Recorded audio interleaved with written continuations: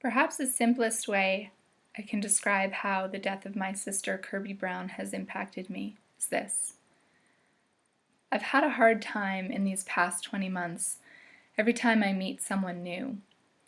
It's on my mind to say, and my sister Kirby was killed X number of months ago, right after I offer my name. This is a part of who I am now, a part of my identity as significant as my gender or where I'm from, but something that was forced on me by the negligence of James Arthur Ray. Kirby was 12 years older than I am. I was the youngest in the family and she the oldest. She was going to college when I was starting kindergarten. I was for a long time the little sister, and I benefited a great deal from my older sister's care. She would give me clothes, send me money while I was away at college, and give me all kinds of advice from her older sister perspective. I am so grateful that in the last few years of Kirby's life, our relationship had started to go beyond just being big sister, little sister, to being friends. She visited me when I was living in Thailand twice, and when I moved to Montreal to start my graduate degree.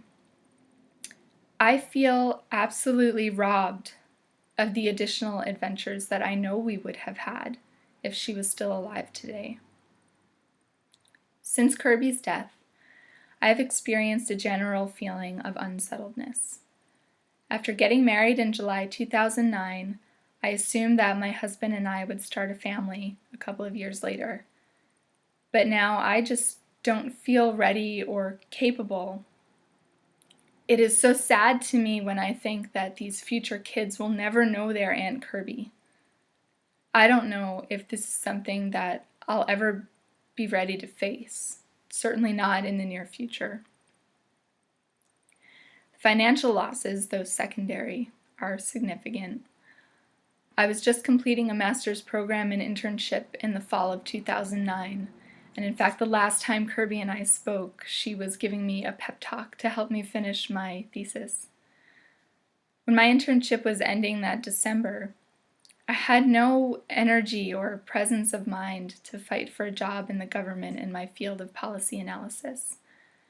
Instead, I let the internship finish, I let that opportunity pass, and I took a retail job with my husband's company, knowing that it would be less stressful and offer me more flexibility during the trial.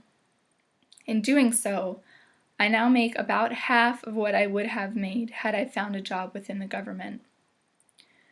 And furthermore, what is the cost of forgetfulness? Late fees for library books, fines for forgetting to put a license plate on the front of my car. These little things, the details that get lost amid the darkness of grief, they add up.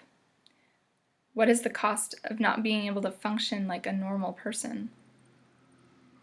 Now, going through the trial, I have received quite an education in the legal process. It is not what I ever expected, and I realize how few rights victims have. I believe in the ideas of innocence until proven guilty, and that the accused has a right to a fair trial. But is it a fair trial if the truth of what happened is not allowed to be discussed in front of the jurors who are charged with deciding the case?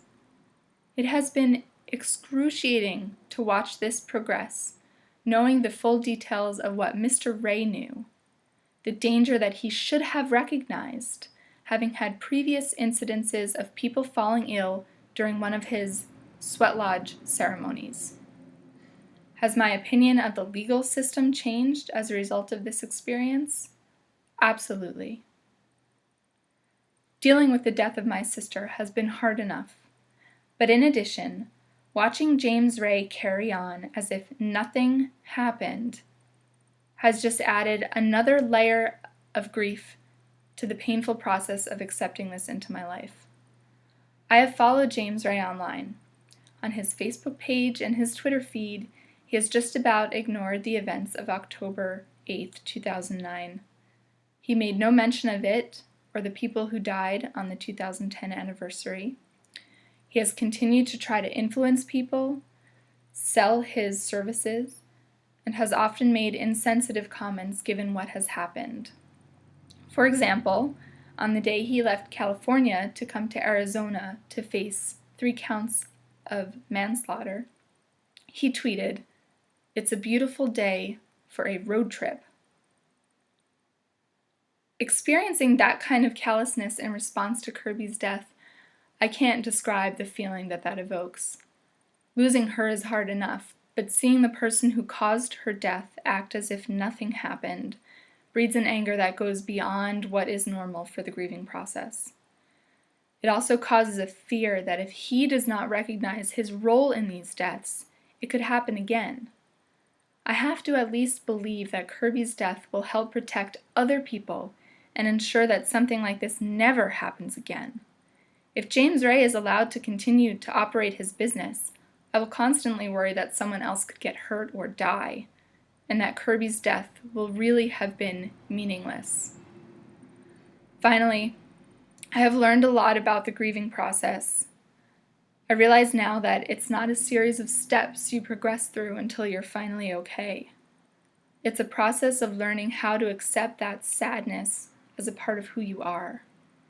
That I will never see Kirby again, or hear her voice, or get a postcard from her from some awesome place that she visited. That's a loss that I'm still trying to understand. Every amazing thing that I experience in my own life from now on will always be tainted a little bit by that loss. And I have to live with that. Shouldn't James Ray have to live with the fact that he caused this, not just for me, but for my whole family, and for the families and friends of Jimmy Shore and Liz Newman?